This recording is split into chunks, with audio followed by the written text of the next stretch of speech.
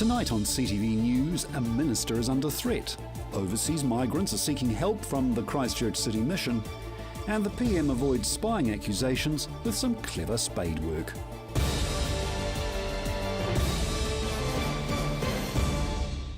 This is CTV News, I'm Grant Mangan. After receiving threats, a Christchurch MP has now a security guard stationed at her electorate office. A shooting at an Ashburton Work and Income office left 2 people dead and a 3rd injured a fortnight ago.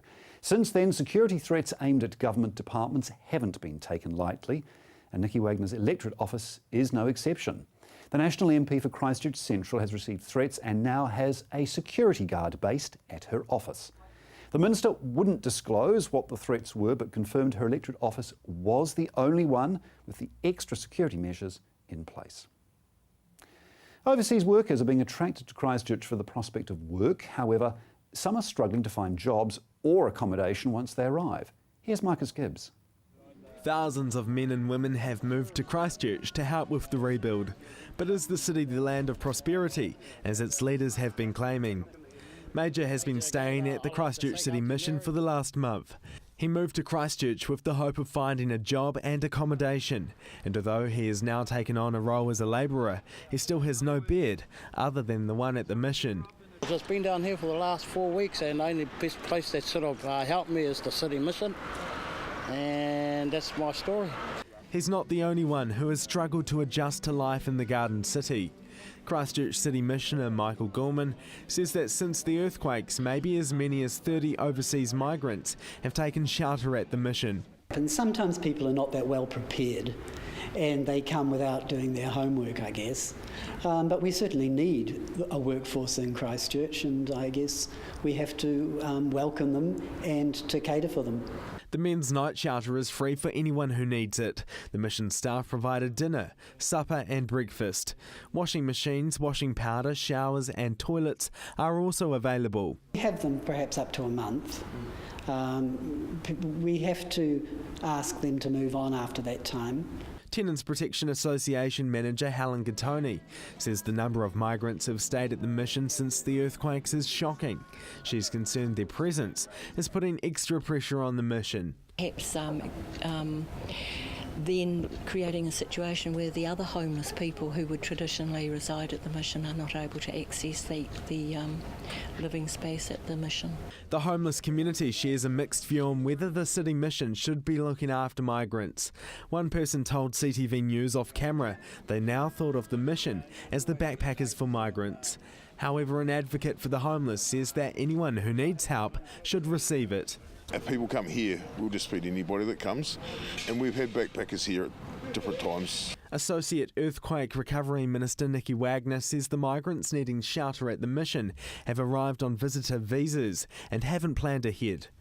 New Zealanders are generous people. We do not want to see people sleeping on our streets, but I certainly think people should think before they come, understand that there is a tight accommodation situation here and try and make plans before they arrive. Labour's Christchurch Central candidate Tony Milne says the fact migrants are now seeking shelter is further proof Christchurch is experiencing a housing crisis.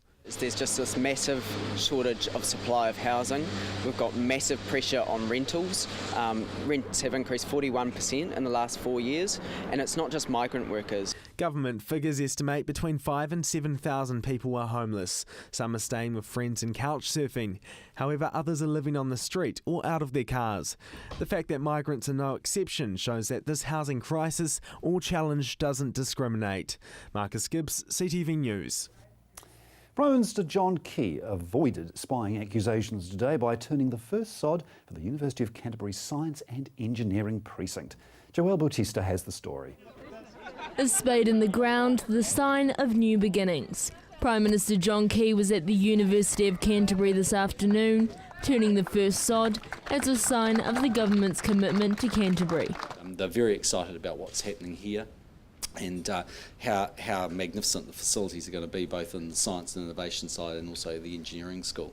So there is, there's a very big bright light at the end of the tunnel, and it's going to do well. So you should be proud of what you're achieving. I know there's a lot of good things in front of you. The government announced their $260 million commitment late last year to the University of Canterbury Science and Innovation Precinct.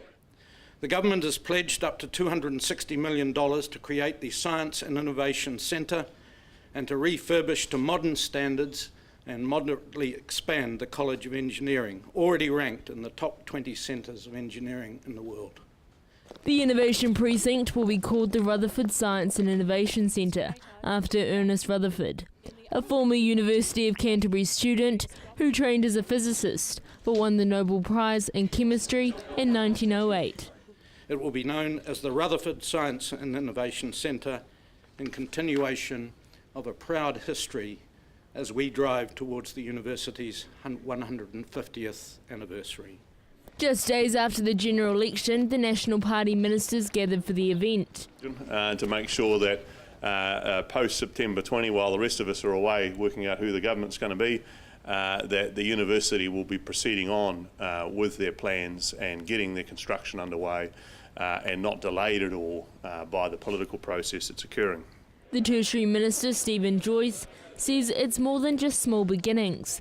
It's about helping be a part of what will set up the next generation of smart scientists, smart engineers and smart IT professionals. Minister Joyce believes the government's commitment will benefit not only the engineering students, but every Canterbury student. Ultimately, what we are doing is providing a sum of money which supports the whole rebuild of the university. But the government wanted to really underline, I suppose, the importance of the science and engineering facilities, partly as part of the story of New Zealand over the next 10 or 20 years. And actually, it's in that space of science, engineering, ICT, that we really do have to move to take advantage of all our opportunities. Joelle Batista, CTV News. Hagley Cricket Oval has opened ahead of next year's ICC Cricket World Cup. It was the moment many were against. Well done. The opening of the Hagley Cricket Oval. The pavilion is at that time the changing rooms and facilities for the Otago and Canterbury teams taking part in their representative game right here in 1869. History remains on this oval. This is absolutely ideal. It couldn't have been better, and I think a lot of people will enjoy it. Facing controversy over whether or not it should be built, yesterday marked an occasion Canterbury cricket had been dreaming of for more than a decade.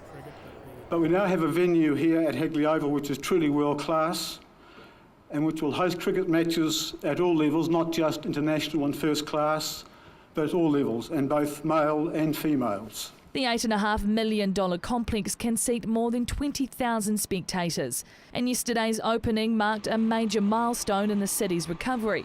This is the first of the 17 anchor projects to be completed.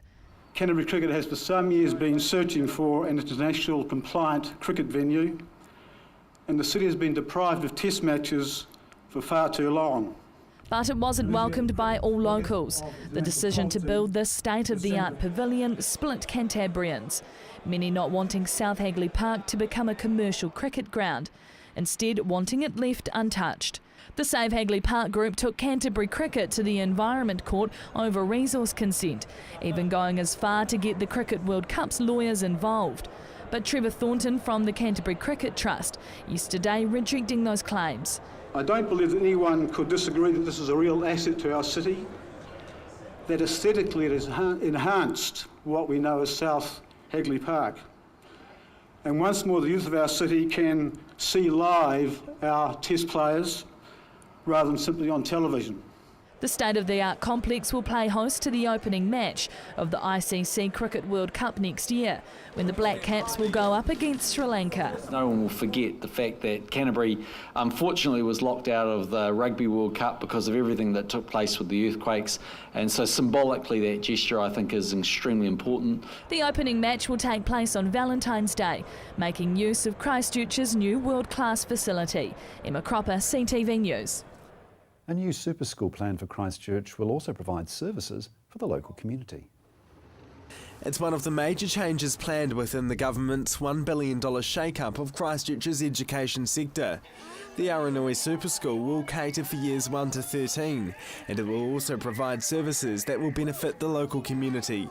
The Christchurch Press is reporting that at least 6 different groups are interested in basing themselves at the school. They could include a Samoan church, a pharmacy, a dental and medical service.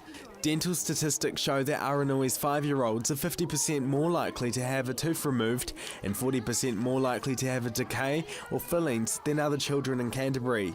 The community would have access to the new school facilities like the pool and gym as well. These new services would make the complex very accessible for families.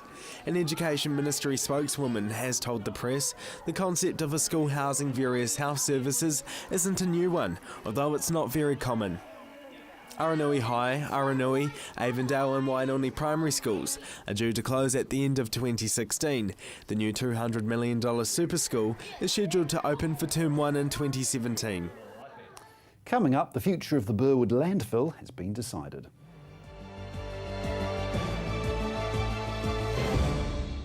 Have you seen something you like? You can purchase a copy of CTV's own shows so you can watch them again and again. So give us a call on 3777 033 and order a copy today. Come on down to Ferrymead Golf. Care for a game of paintball? How about some swings on the old driving range? Or on our par 3 9-hole golf course? Test your skills on the mini golf course or have a go at the air gun shooting range. Then relax at the Wow Cafe with one of our super succulent Wow Burgers. Whether you want to perfect your swing or are looking for a fun family day out, come down to Ferrymead Golf, 50 Ferrymead Park Drive, right next to the Ferrymead Heritage Park. My son's helped me greatly with my independence now that I've got more mobility. Mum, I've been looking into stand assist chairs from More Mobility. They recline back with a footrest, then when you want to get out of them, they stand you up. You can even sleep on them. More Mobility can bring one out for a free trial. There's even electric beds too. What do you think? For more range and more expert advice, see More Mobility, corner Clarence and Princess Streets off Blenheim Road. What a difference more mobility makes.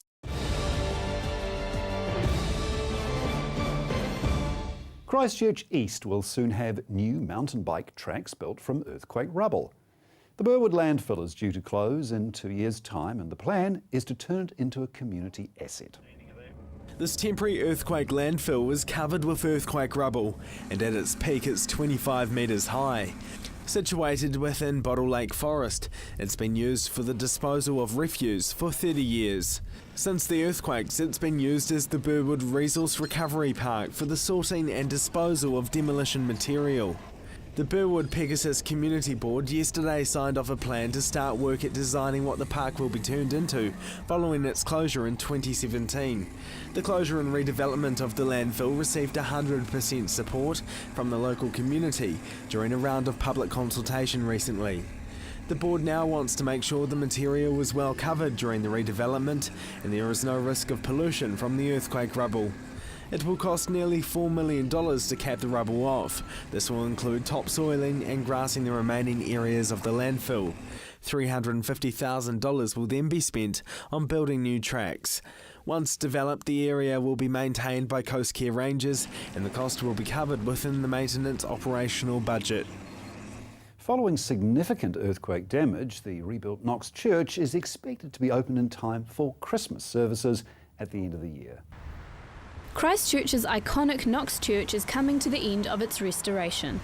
The church's construction has been ongoing since August last year and will be completed by the end of October.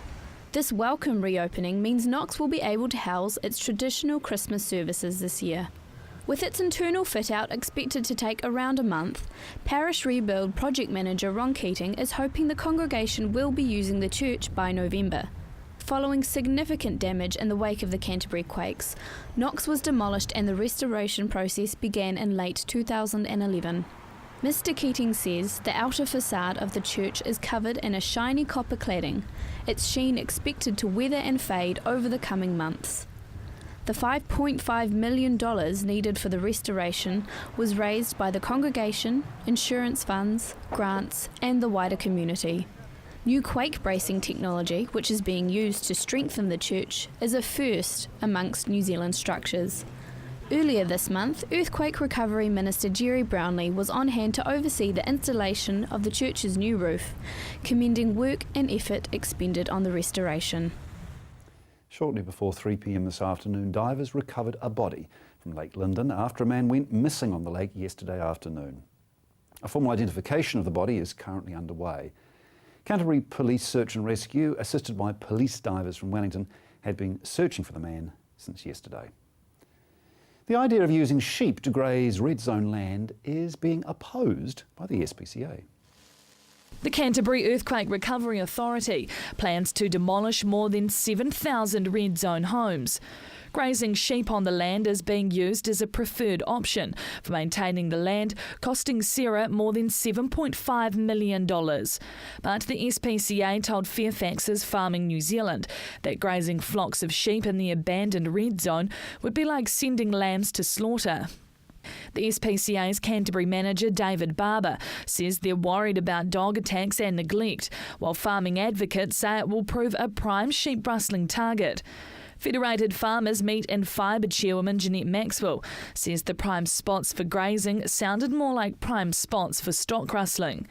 Maxwell says while the idea would be good in theory, someone's got to keep watch of them or they'll disappear. SPCA's Mr Barber says they need drinking water, shelter, health treatments, drenching and shearing. A spokesperson for Sarah says mowing and spraying to control vegetation was the preferred maintenance option, but sheep grazing had not been ruled out. The Philippines authorities have suspended 2 Kiwi firms while investigations are made into reports of exorbitant recruitment fees.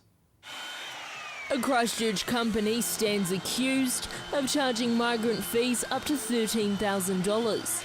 That's more than triple the legal limit in the Philippines. The Filipino Overseas Employment Administration is a government agency which supervises recruitment agencies in the Philippines. More than 1,000 workers have come from the Philippines for the Christchurch rebuild. Christchurch's business immigration, along with an Auckland company, have been suspended by the POEA for the reports of alleged exploitative work practices and overpriced recruitment fees. According to the POEA, the department has received complaints that at least 8 Filipino workers were charged $10,000 in migrant fees. In the press, Business Immigration Director Nikki Jones says the workers involved had now signed statements through the Filipino consulate, withdrawing complaints and saying all outstanding issues had been resolved. The Filipino ambassador, Virginia Benavides, says she is not aware of the complaints having been withdrawn. The complaints are backed by the New Zealand Filipino Embassy and further investigations will continue. Still to come, some sport and your regional weather.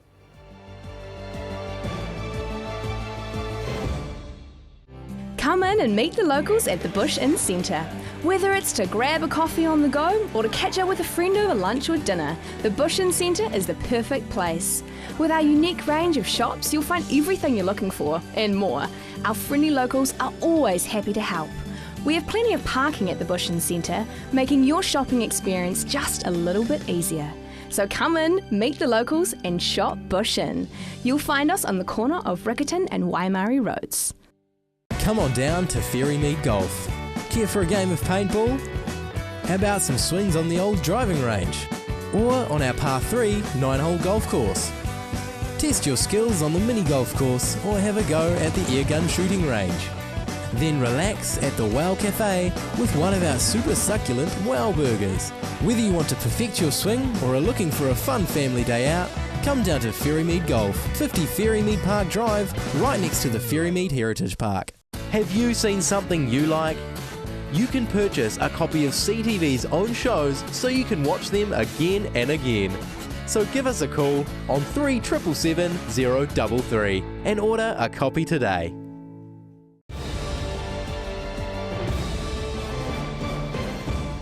Midfielder Ryan Crotty will make his comeback in provincial rugby this week, but will miss out on wearing the black jersey in Argentina. With more than 3 weeks of resting time, Canterbury's Ryan Crotty is eager to get back on the pitch. The midfielder suffered a broken cheekbone when the All Blacks defeated the Wallabies on the 23rd of August at Eden Park. Ryan Crotty says he's had x-rays done recently, and if all goes well, he should be fine to play next week. The Canterbury player was hoping to be ready in time for the All Blacks international test match in Argentina. Ryan Crotty says, although it would have been cool to go, he just has to focus on getting himself right first. Announced today, Ryan Crotty will not play in the black jersey on the Argentinian soil, but will join the team in time for the international test in Johannesburg. Versing the South African side on the 4th of October, Crotty's comeback will be in the National Provincial Championship. Canterbury will face North Harbour in Albany next Wednesday. The first Koru Games took place in Lincoln today with more than 1,000 students taking part. Emma Cropper was there. It's not a sport the younger generation are often drawn to. There's so many other sports, dominated in New Zealand, the likes of rugby, football, name a few. Although bowls is increasing in its profile, and the likes of Commonwealth Games have definitely increased the sort of profile of the sport. But for these children, this year's first Koru Games is giving them the opportunity to take up this novel sport. My grandma's actually been doing lawn bowls for a while, and so I decided maybe I'd make her proud and do a little bit of lawn bowls. They're even learning a few tricks of the trade to give the older generation a run for their money. One side's weighted, so you got to curve it and don't go too fast. Yeah. And you have to get big curve and get it on the dot. But these students already think they've got what it takes to make it to the top.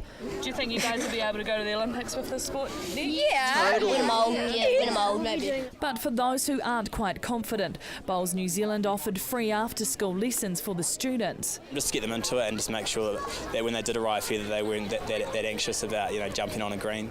The Lawn Bowls competition is all part of the Koru Games, the first event of its kind in Canterbury. It's modelled on a similar tournament in the North Island, including more than 1,200 Year 7 and 8 students taking part in the 3-day sport competition. We've got, we started off with an opening ceremony this morning.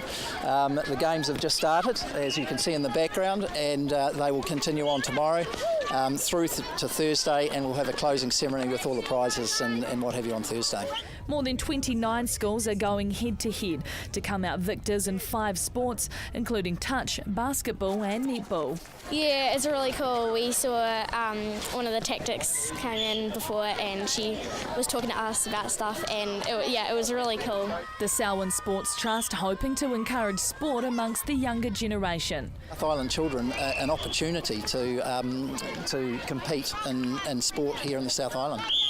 So we've put it together primarily to give, as we said, South Island children an opportunity to compete in sport here in the South Island. The students have 2 days left of the competition until the winners are announced on Wednesday. Emma Cropper, CTV News. Here's your regional weather. Kia ora Canterbury, let's take a look at the region's weather. First in Timaru, Temuka and Geraldine, 13. Looking now at Methven and Ashburton, they hit a high of 13.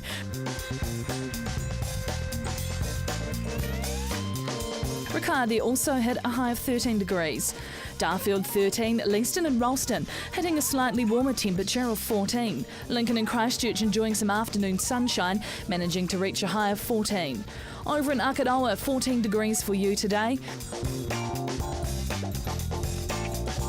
Heading north to Rangiora and Kaipoi, they hit a high of 14, while Amberley also had a high of 14 degrees.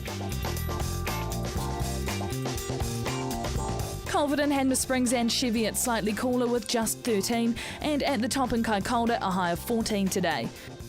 But what's in store for tomorrow? In Timaru, mostly cloudy and cold with moderate southerly winds. Expect a few morning showers, but they should clear quickly, hitting an overnight low of 3 and a high throughout the day of 11.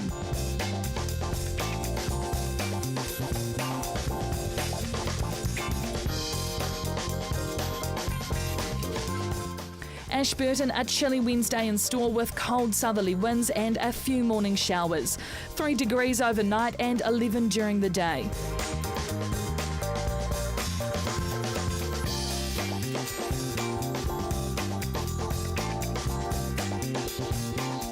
Christchurch, a few early showers, but mostly dry if rather cloudy for your Wednesday, with a cool southwesterly breeze expected. 3 degrees overnight and a daytime high of 11.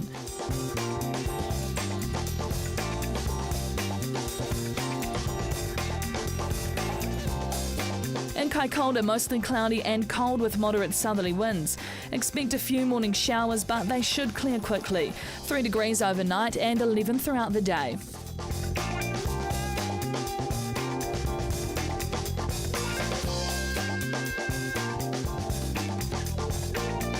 And in other areas around the region, Temuka and Geraldine cloudy with a high of 12. Methven a high of 12 and Rakaia morning showers with a high of 11 degrees. Darfield, Leaston and Ralston morning showers and an overnight low of 3 and high of 12. Over in Akanawa, hitting a maximum high of 11 degrees, expect afternoon cloud. Rangiora, Kaiapui and Amberley, showers in the morning, expect a high of 12.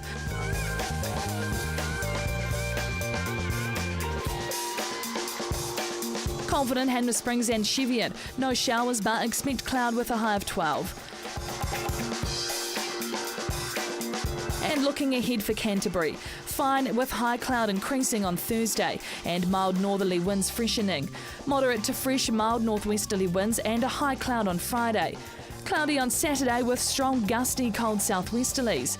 A period of showers may bring some hail, but clearing later in the day, expect the winds to be dying out at night. Mostly fine on Sunday with sunny periods and high cloud and fresh to west northwesterly winds, becoming milder for a time. Very cold on Monday with wintry showers, snow flurries expected to 300 metres on the hills, and strong gusty southwest winds. And that's all for your region's weather. Enjoy the rest of your evening. And that's CTV News for Tuesday. I'm Grant Mangan. Good night.